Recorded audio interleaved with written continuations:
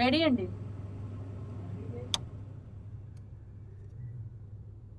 అది భైరవపురి సామ్రాజ్యం.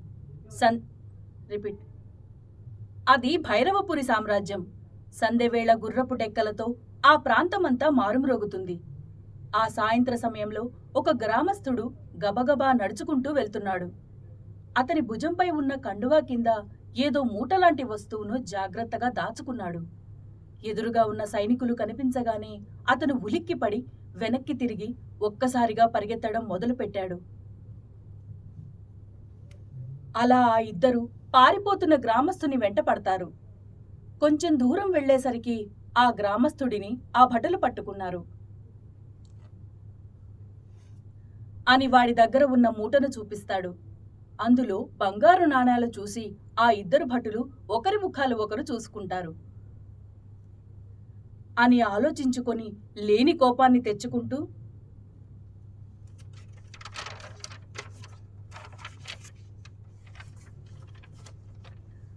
అని గద్దిస్తారు. దాంతో గ్రామస్థుడు భయపడిపోయి పరుగులందుకోవాలని చూస్తాడు. కాని ఆ భటులు వాణ్ణి గట్టిగా పట్టుకొని అని వాణ్ణి తాడుతో బంధించి గుర్రం మీద ఎక్కించుకొని రాజదర్బారు వైపు బయలుదేరుతారు. రిపీట్. అని వాణ్ణి తాడుతో బంధించి గుర్రం మీద ఎక్కించుకొని రాజదర్బారు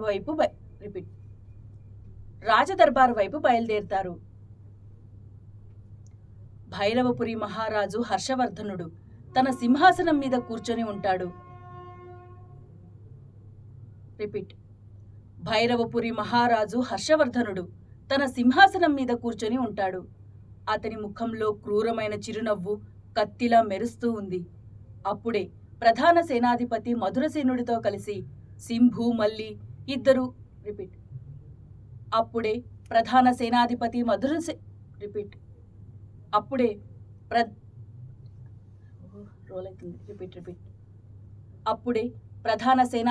మధురసేనుడితో కలిసి సింభు మల్లి ఇద్దరు ఆ గ్రామస్తుడిని బంధించి తీసుకొస్తారు. రిపీట్. శంభు మల్లి ఇద్దరు ఆ గ్రామస్తుడిని బంధించి తీసుకొస్తారు. అని వాడి కండువాను లాగుతాడు. ఆశ్చర్యం! ఆ కండువా నుండి బంగారు నాణాలన్నీ గలగలమని శబ్దం చేస్తూ నేలరాలుతాయి. అప్పుడు గ్రామస్థుడు భయంతో వణికిపోతూ మౌనంగా మహారాజు వైపు చూస్తాడు. వాడి నుండి మళ్లీ మౌనమే సమాధానం కావడంతో రాజాజ్ఞ రావడం ఆలస్యం.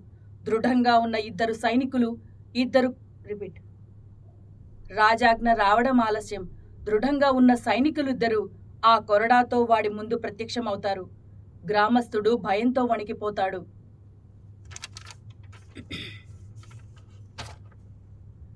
అది విన్న సభలో ఉన్న వారందరూ ఆశ్చర్యంతో నోళ్లు తెరిచారు. మహారాజు కళ్లల్లో బంగారం మీద ఆశ కొట్టొచ్చినట్టు కనిపిస్తుంది.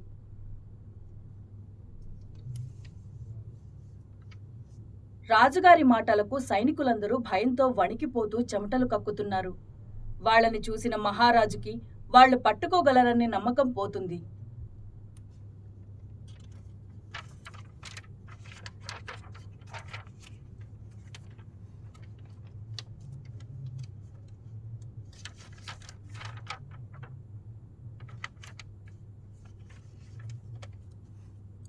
రాజు తన గుర్రం ఎక్కి తన కత్తిని పైకి లేపి ఝుళిపిస్తూ, అంతే సేనాధిపతి మధురసేనుడు తన సైనికులను 3 దళాలుగా మార్చి అని ఆజ్ఞాపిస్తాడు. అది ఒక పెద్ద అడవి. ఆ అడవిలో సింహాల గాండ్రింపులు, పులుల గర్జనలు, ఏనుగుల ఘీంకారాలు. అది ఒక పెద్ద అడవి. ఆ అడవిలో సింహాల గాండ్రింపులు, పులుల గర్జనలు, ఏనుగుల ఘీంకారాలు ఒకవైపు, మరోవైపు పక్షుల కువకువలు, పిచ్చుకల కిచకిచలు వినిపిస్తున్నాయి. ఆ అడవిలో చిన్న కాలిబాట పైన ఓ కుర్రాడు భుజంపై ఒక కర్ర, ఆ కర్రకు వేలాడుతున్న సద్దిమూటతో నెమ్మదిగా నడుస్తున్నాడు. అతని పేరు భీముడు. భీముడు భయంతో నిండిన తన కళ్లతో ఆ పరిసరాలను గమనిస్తూ తను అనుకున్న గమ్యానికి తొందరగా చేరాలనే సంకల్పంతో ముందుకు నడుస్తున్నాడు. అని చెమటలు కక్కుతూ ఆపసోపాలు పడుతూ ముందుకెళ్తాడు. భీముడు దగ్గర్లో పారుతున్న ఏటిగట్టు దగ్గరకు వెళ్ళి అక్కడ ఓ చెట్టు నీడలో కూర్చొని తన సద్ది మూట విప్పి అందులో నుంచి రొట్టె ముక్కలు తీసుకొని తింటూ ఉంటాడు. ఇంతలో ఓ ఉడత ఆ చెట్టు మీద నుంచి కిందకు వచ్చి కిచకిచమని అరుస్తూ ఆకలితో భీముడి ఎదుట అటూ ఇటూ దూకుతుంది. మాట్లాడే ఉడతను చూసి భీముడు ఆశ్చర్యపోతాడు. అని అడుగుతుంది. ఆ బుల్లి ఉడతను చూడగానే భీముడికి జాలేసి రిపీట్ అని అడుగుతుంది. ఆ బుల్లి ఉడతను చూడగానే భీముడికి జాలేసి అంటూ చిన్న రొట్టె ముక్కను వేస్తాడు. ఆ ముక్కని తన చిన్ని చిన్ని పళ్లతో కొరుకుతూ అని ఉడత అలా తింటూ ఉంటే భీముడికి ముచ్చటేస్తుంది. అది అడుగుతూ ఉంటే భీముడు రొట్టె ముక్కలు ఇస్తూ ఉంటాడు. చివరకు మొత్తం రొట్టె ముక్కలని ఆ ఉడత తినేస్తుంది. అని అతను చిన్నగా నవ్వుకొని పక్కనే ఉన్న ఏటి దగ్గరకు వెళ్ళి ఒక ఆకును తీసుకొని దాన్ని డొప్పలా మడిచి నీళ్లు తాగుతాడు.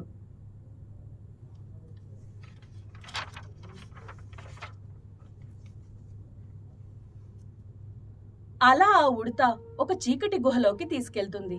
భీముడు మాత్రం భయంగా లోపలికి అడుగు పెడతాడు. ఆ గుహలోపలికి వెళ్ళగా నెమ్మదిగా వెలుతురుతో ఉంటుంది. ఆ వెలుతురులో కనిపించిన దృశ్యాన్ని చూసి భీముడు ఆశ్చర్యపోతాడు. ఎండిపోయి మోడువారిన ఒక పెద్ద ఊడల మర్రి వృక్షం. ఆ వృక్షపు కాండానికి 2 పెద్ద కళ్ళు, నోరు, ముక్కు రిపీట్ ఆ వృక్షపు కాండానికి 2 పెద్ద కళ్ళు, నోరు, ముక్కు అన్నీ ఉన్నాయి. కానీ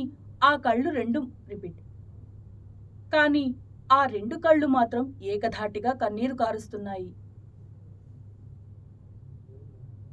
అని ఎదురుగా ఉన్న బిందెను చూపిస్తూ చెట్టు చుట్టూ ఉన్న గోతిని కూడా చూపిస్తుంది. భీముడు తీవ్రంగా ఆలోచించి ఆ గుహ మొత్తాన్ని వెతుకుతాడు. అప్పుడు అతనికి ఒక పక్కన పలుగు పార కనపడగానే సంతోషంగా ఆ రెండింటినీ పట్టుకొని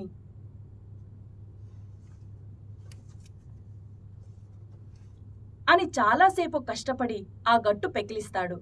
అంతే, భళ్ళుమని ఆ ఏటి నీటి వరద ఆ గుహవైపు పారుతుంది. ఆ నీటితో గొయ్యి నిండుతూ ఉంటే అంతే మెల్లిగా ఆ వృక్షంలో ఆకులు చిగురిస్తూ కొంతసేపటికి ఆ గొయ్యి పూర్తిగా నిండడంతో ఆ చెట్టు మొత్తం చిగురిస్తుంది. తక్షణం ఆ చెట్టు ఒక అందమైన గంధర్వుడిగా మారిపోతాడు. భీముడు ఆశ్చర్యంతో చూస్తుండగానే అతని కళ్ల ముందే ఆ ఉడత ఒక అందమైన గంధర్వ కన్యలా మారుతుంది.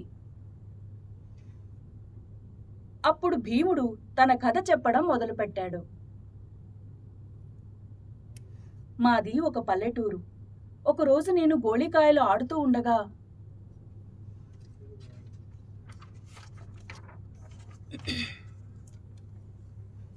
అని భీముడు వచ్చి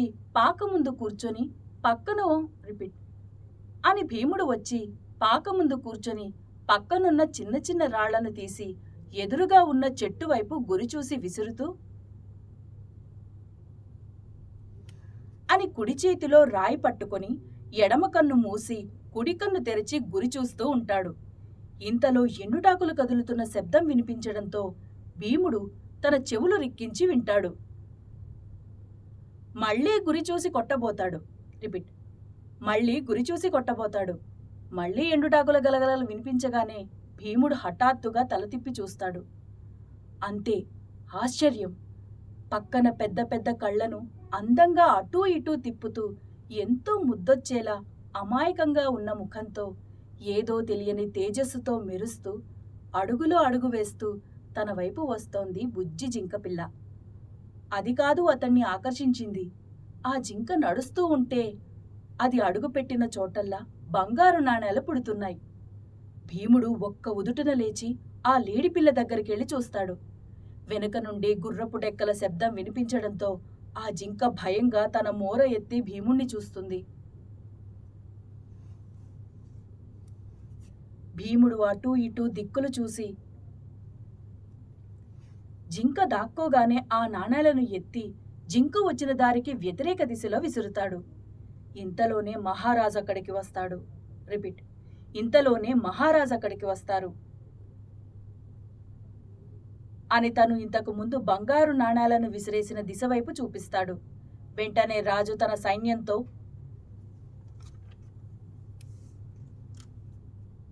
అని అనగానే ఆ సైన్యం అక్కడి నుండి వెళ్ళిపోతుంది. వాళ్లు కనుమరుగు కాగానే పొదల చాటున ఉన్న ఆ జింక బయటకు వచ్చి అని జింకతో చెప్తాడు భీముడు. ఆ బంగారు జింక సరేనని అక్కడి నుండి వెళ్ళిపోతూ ఉండగా అప్పుడే అటువైపు వస్తున్న సైనికుని కంటపడుతుంది అని గట్టిగా అరుస్తుంటారు. ఇంతలో భీముడు వాళ్ల దారికి అడ్డుపడి జింకని పారిపోమని అరుస్తాడు. అంతే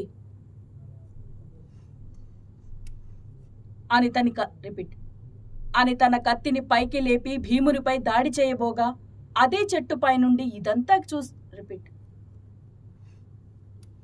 తన కత్తిని లేపి భీమునిపై దాడి చేయబోగా అదే చెట్టుపై నుండి ఇదంతా చూస్తున్న ఒక కోతి ఆ సైనికుని మీద దూకి మెడను కొరికి ఆ కత్తి కింద పడేలా చేస్తుంది.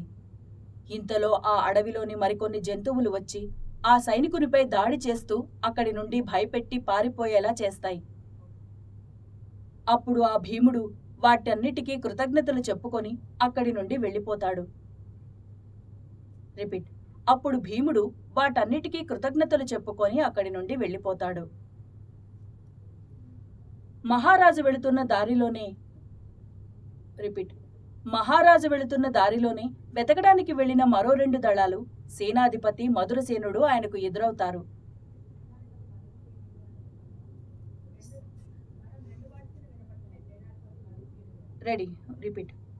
మహారాజు వెళుతున్న దారిలోనే వెతకడానికి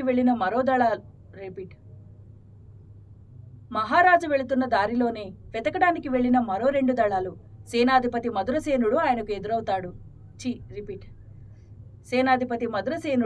ఎదురవుతారు.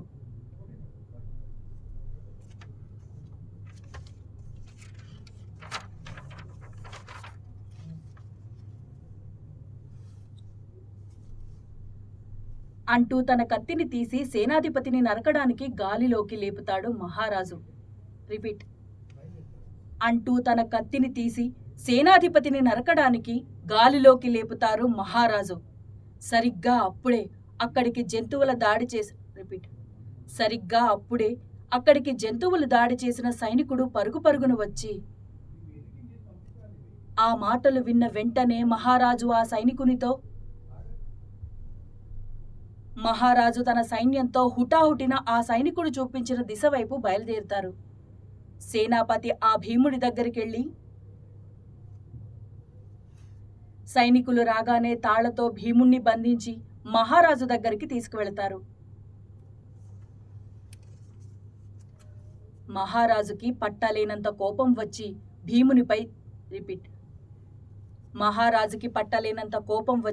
భీముని చెంప చెళ్ళుమని ఒక దెబ్బ వేసి మహారాజుకి పట్టలేనంత కోపం వచ్చి భీముని చెంపపై చెళ్ళుమని ఒక దెబ్బ వేసి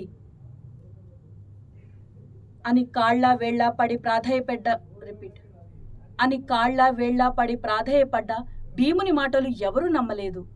ఇక తప్పనిసరి పరిస్థితుల్లో భీముడు ఆ బంగారు జింకను వెతకడానికి వెళ్లడానికి ఒప్పుకుంటాడు. నీరసంగా ఇంటికి వస్తున్న భీమునికి వాళ్ల మామ ఎదురొస్తుంది. భీముడు జరిగిందంతా వివరంగా చెప్తాడు. అదంతా విన్న తర్వాత మా అమ్మ బాధపడుతూ తన దగ్గర ఉన్న బియ్యపిండితో 4 రొట్టెలు చేసి సద్దిమూట కట్టి అతనికిస్తుంది.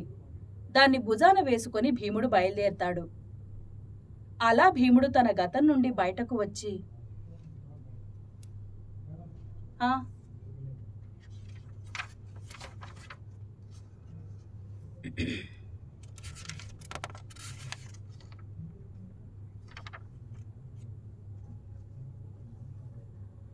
అని ఆ గంధర్వుడు అతని భార్య ఇద్దరూ మాయమైపోతారు.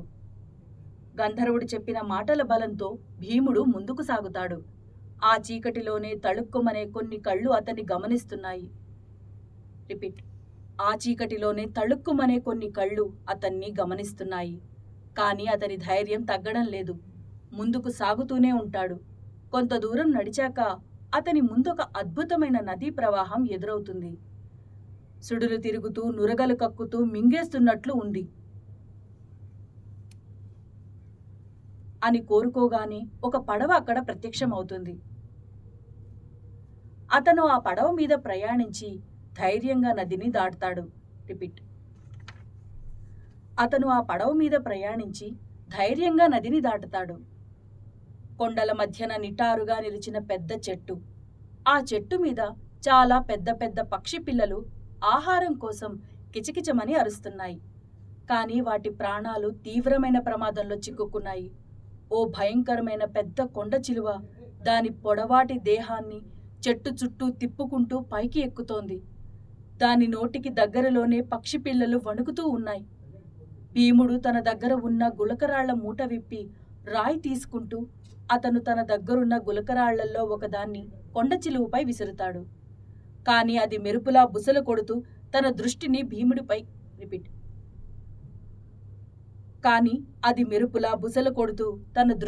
భీముడిపై పెడుతుంది. ఒక్కసారిగా చెట్టు నుండి ఊగుతూ భయంకరంగా భూమిపై దూకి భీముడి వైపు పరిగెత్తుతుంది.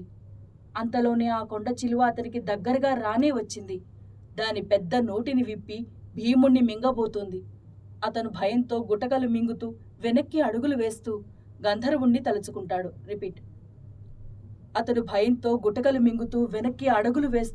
గంధర్వుణ్ణి తలుచుకుంటాడు.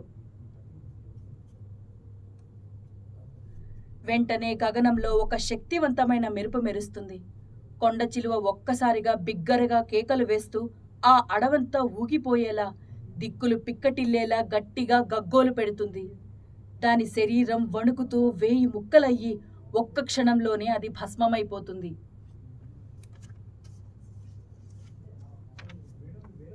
అది చూసిన పక్షి పిల్లలు ఆనందంతో కేకలు పెడతాయి. అవి పిల్లలైనా చాలా పెద్దగా ఉన్నాయి. అప్పటి వరకు భీముని విన్యాసాలు చూసిన ఆ పిల్లల తల్లి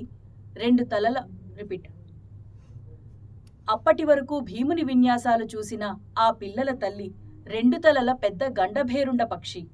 అది విశాలమైన పెద్ద పెద్ద రెక్కలతో గాలిలో దూసుకొచ్చి భీముని ముందు వాలింది.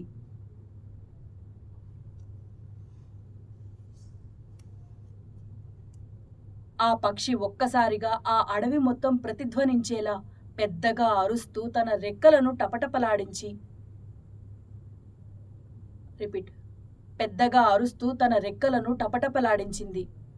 అది తన పెద్ద రెక్కలు విప్పి భీముణ్ణి తన వీపు పైన కూర్చోబెట్టుకొని ఒక్కసారిగా గాలిలోకి ఎగిరి వాయువేగంతో ముందుకు దూసుకుపోతుంది. అలా కొంత దూరం ప్రయాణించిన తర్వాత స్వర్ణశిఖరం దాటి చివరికి స్వర్ణగుహ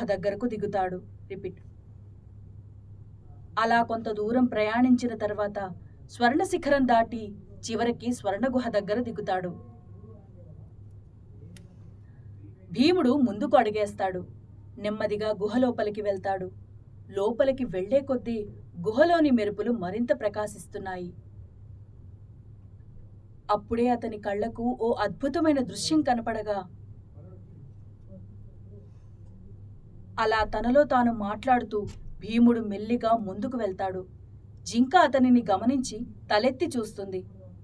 ఆ క్షణం ఇద్దరూ ఒకరికొకరు చూస్తూ ఉంటారు. అతన్ని గుర్తుపట్టిన జింక మెల్లగా మాట్లాడుతుంది.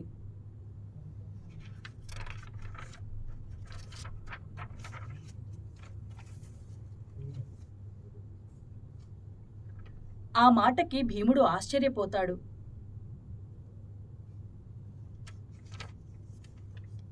ఆ పెద్ద గండభేరుండ పక్షిపై భీముడు తనతో పాటు బంగారు జింకను కూడా కూర్చోబెట్టుకోగా ఆ పక్షి ఆకాశంలోకి ఎగిరింది. ఆ పక్షి వాళ్ళని కోట దగ్గర దిగబెట్టి అక్కడి నుండి వెళ్ళిపోతుంది. భీముడు జింకతో సభలోకి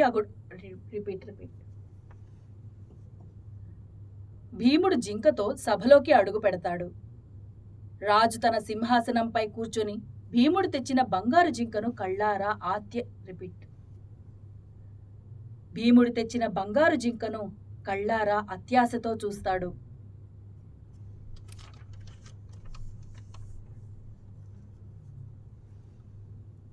జింక నెమ్మదిగా ముందుకు అడుగు వేస్తుంది. బంగారు జింక రాజు దగ్గరికి వచ్చి అంటూనే జింక ఒక్కసారిగా గెంతడం మొదలు పెడుతుంది. ఒక్కసారి, 2 సార్లు, 3 సార్లు గెంతే కొద్దీ గాలిలో మెరుస్తూ బంగారు నాణేలు కురుస్తాయి. రాజు కేరింతలు కొడుతూ చేతులు దించుకొని ఆ నాణేల వర్షం బాగా కురుస్తూనే ఉండగా రాజు కింద కూర్చొని వాటిని చేతులతో పట్టుకుంటూ ఆ నాణేల వర్షం బాగా కురుస్తూనే ఉండగా రాజు కింద కూర్చొని వాటిని చేతులతో పట్టుకుంటూ తన నెత్తిన పడేసుకుంటూ ఆనందంలో మునిగిపోతాడు. రాజు పిచ్చివాడిలా ఆరుస్తూ మొత్తం బంగారు నాణేల్లో కూరుకుపోయాడు. జింక చిరునవ్వుతో చూస్తూ నెమ్మదిగా తన ముందు కాళ్లను నేలపై గట్టిగా బాదగా ఒక్కసారి ఆ బంగారు నాణేలన్నీ రంగు మారిపోతాయి. అవి మెల్లగా మట్టి పెళ్లలుగా మారిపోతాయి. రాజు ఒక్కసారిగా భయంతో తన చేతిలో ఉన్న బంగారు నాణేలను చూస్తాడు. అవి పొడి పొడిగా మారిపోతూ తన అరచేతిలో కరిగిపోతాయి. పిచ్చిగా అరుస్తూ ఉన్న ఆ రాజుపై కురిసిన ఆ నాణేల వర్షం అంతా పిచ్చిగా అరుస్తూ ఉన్న రాజుపై కురిసిన ఆ నాణేల వర్షం అంతా మట్టిగా మారిపోగా రాజు మట్టిలోనే కూరికిపోతూ ఊపిరాడక గిలగిలా కొట్టుకుంటూ రాజు మట్టిలోనే కూరుకుపోతూ ఊపిరాడక గిలగిలా కొట్టుకుంటూ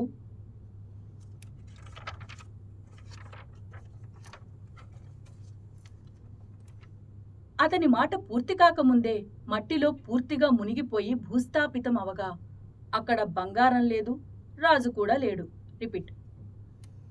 అతని మాట పూర్తి కాకముందే మట్టిలో పూర్తిగా మునిగిపోయి అతని మాట పూర్తి కాకముందే మట్టిలో పూర్తిగా మునిగిపోయి భూస్థాపితం అవగా అక్కడ బంగారం లేదు, రాజు కూడా లేడు అని గెంతు వేస్తుంది. అని ఒక గెంతు వేస్తుంది.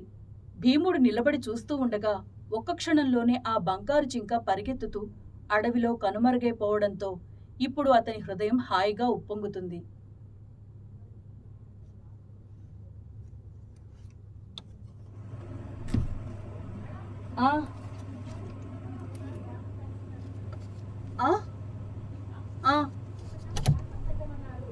జింక జింక అంటే డైలాగ్స్ అంటే చెప్పండి.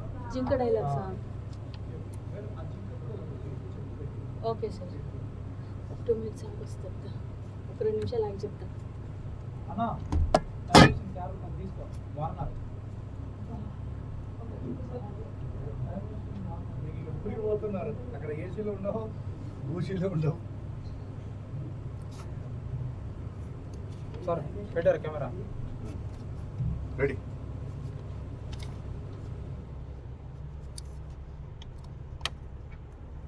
రెడీ అన్నా?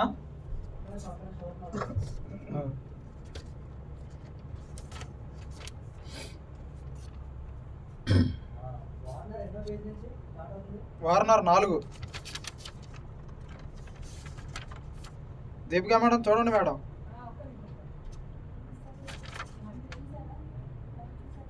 మీరు లోపల చెప్పేటప్పుడు మీరే పెన్సిల్ తోటి లోపలికి వెళ్ళే వాళ్ళకి పెన్సిల్ తోటి అది మామూలుగా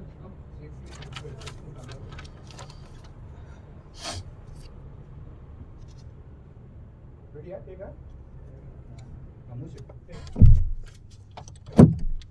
ఓకే అన్నా. Time machine Warner. ప్రపంచాన్ని కాపాడదామని కలలు కన్నారు అనుకుంటా. నా సైన్యాన్ని చూస్తేనే మీ ఊపిరి ఆగిపోయినట్టు ఉంది. ఇప్పుడు మిమ్మల్ని కాపాడడానికి ఎవరున్నారు?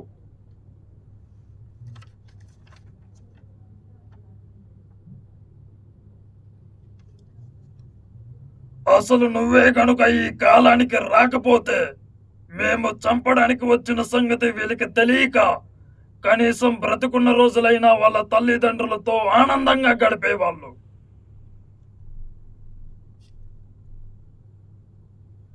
నా మీద యుద్ధం చేయాలని అనుకుంటున్న వీళ్ళకి పడే శిక్ష ఏంటో తెలుసా? వీళ్ళు నలుగురు రిపీట్. వీళ్ళ నలుగురిని చిత్రహింసలు పెట్టి కసి తీరా చంపి వీళ్ళ శరీరాల్ని ముక్కలు ముక్కలు చేస్తా. ఏ ముక్క ఎవరిదో తెలియక వీళ్ళ తల్లిదండ్రులు గుండెలు పగిలేలా ఏడుస్తారు.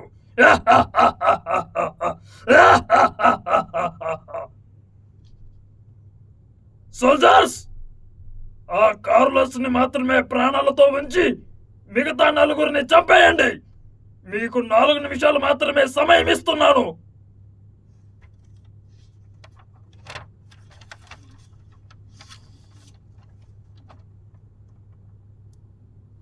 సోల్జర్స్, అందరిని చంపేయండి. వీళ్ళలో ఒక్కడు కూడా మిగలకూడదు.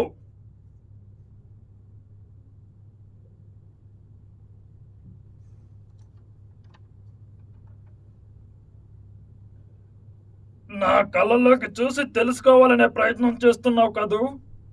దమ్ముంటే తెలుసుకో. అన్నైతే ఇంకోసారి చెప్తా చూడు. నా కళ్ళల్లోకి చూసి రిపీట్.